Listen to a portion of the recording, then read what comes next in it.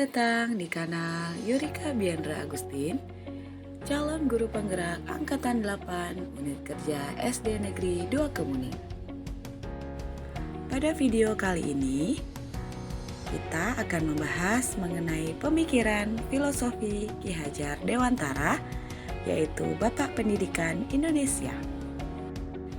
Pada kesempatan ini, saya akan membahas mengenai pendidikan yang berpihak pada murid, yang artinya setiap proses pembelajaran didasarkan pada kebutuhan dan minat anak dengan melihat hasil observasi yang menunjukkan capaian anak, hal yang dia senangi, serta keterlibatan aktif anak pada kegiatan belajar. Menurut Bapak Ki Hajar Dewantara, pendidikan adalah menuntun segala kodrat yang ada pada anak-anak agar mereka dapat mencapai keselamatan dan kebahagiaan yang setinggi-tingginya, baik sebagai manusia maupun sebagai anggota masyarakat. Pendidikan adalah suatu tuntunan di dalam hidup tumbuhnya anak-anak yang sesuai dengan kodratnya sendiri. Kekuatan kodrat yang ada pada anak-anak itu tiada lain ialah segala kekuatan yang ada dalam hidup batin dan hidup lahir dari anak-anak itu. Karena kekuasaan kodrat, kita kaum pendidik hanya dapat menuntut tumbuh atau hidupnya kekuatan-kekuatan itu, agar dapat memperbaiki lakunya, hidup dan tumbuhnya itu. Anak-anak tumbuh sesuai dengan kodratnya. Guru hanya menuntun anak untuk tumbuh dan hidup agar dapat memperbaiki lakunya. Kita tahu bahwa pendidikan adalah tempat persemaian benih-benih kebudayaan yang hidup di masyarakat. Di sini bisa kita lihat bahwa siswa adalah benih-benih, kemudian tempat menyemai adalah pendidikan. Sedangkan kita adalah guru, adalah seorang petani, yang mana pendidikan sebagai tempat menyemai benih kebudayaan dalam masyarakat, sebagai tempat untuk berlatih dan menumbuhkan nilai-nilai kemanusiaan yang dapat diteruskan atau diwariskan. Ki Hajar Dewantara percaya bahwa untuk menciptakan manusia Indonesia yang beradab, maka pendidikan menjadi salah satu kunci utama untuk mencapainya. Oleh sebab itu, seorang pendidik hanya dapat menuntun tumbuhnya kekuatan kodrat yang ada pada anak, sehingga dapat memperbaiki perilakunya. Dalam hal ini, seorang guru lebih berperan sebagai pamong yang menuntun dan memberikan arahan kepada anak, sehingga anak tidak salah jalan atau tidak salah dalam melangkah dan membahayakan dirinya, terutama dalam pembelajaran di kelas.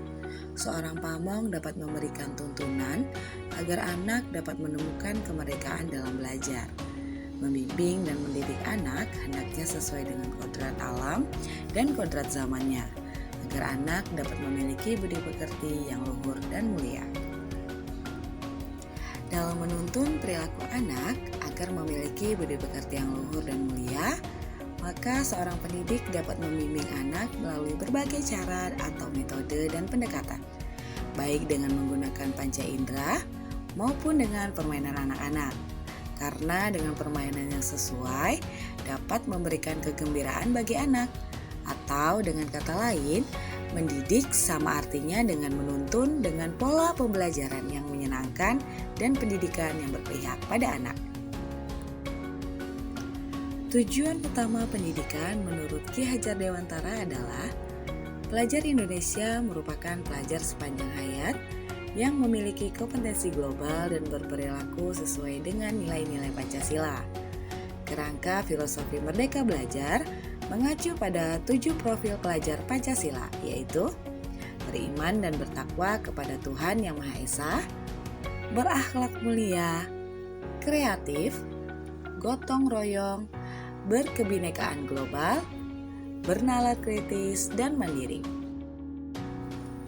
Agar tujuan utama pendidikan tersebut dapat tercapai dan profil pelajar Pancasila yang diharapkan dapat terwujud pada tiap anak Indonesia, maka sebagai pendidik tentunya berupaya melakukan tugas sesuai dengan semboyan pendidikan yang diajarkan oleh Ki Hajar Dewantara, yaitu Ingarso Sung Tulodo, Ing Madya Mangunkarso dan Tuturi Handayani. Semakin berkembangnya zaman membuat kebudayaan yang ada di lingkungan anak semakin terkikis. Tugas guru sebagai petani adalah memberikan bibit-bibit kebudayaan itu dan kebiasaan baik bagi anak didik. Lalu, apa solusi dari kita untuk menghadapi tantangan zaman yang semakin berkembang? Tugas kita sebagai guru bisa mengenalkan budaya daerah melalui lagu-lagu daerah yang dinyanyikan setiap minggu di sekolah, melihat pentas seni yang diadakan oleh sekolah maupun pemerintah setempat, dan juga perilaku serta teladan yang baik bagi anak. Berikut akan ditampilkan implementasi filosofi Ki Hajar Dewantara di sekolah. Dalam menanamkan disiplin positif kepada anak, sebaiknya dimulai dari diri anak sendiri dengan pembiasaan disiplin diri dan disiplin waktu. Sebagai seorang guru yang diharapkan menjadi pemimpin pembelajaran, dapat memberikan keteladanan terlebih dahulu kepada anak, sehingga dengan sendirinya anak menyadari dan dapat membiasakan diri untuk dapat berdisiplin diri maupun disiplin waktu.